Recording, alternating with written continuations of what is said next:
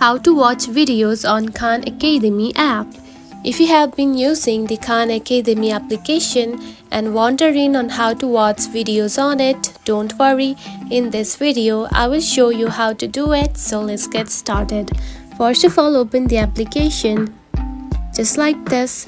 After opening it, you will find something like this on your home screen. Now to watch videos, tap on to Explore button at the bottom. Select it. Now you will find different kinds of lessons just right here. Now to watch videos, choose one of the lessons that you are interested in the most. Then choose one of the lessons that you want to learn just like this.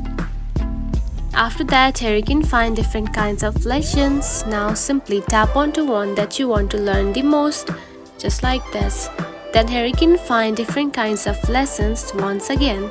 Now to watch the videos, simply tap onto this play button right here to watch videos just like this. And now you can see the video is right here. Now from here you can simply watch videos on this app. Now do the same process to watch videos of other lessons. If you found this video helpful, don't forget to like and subscribe for more tips. Thanks for watching.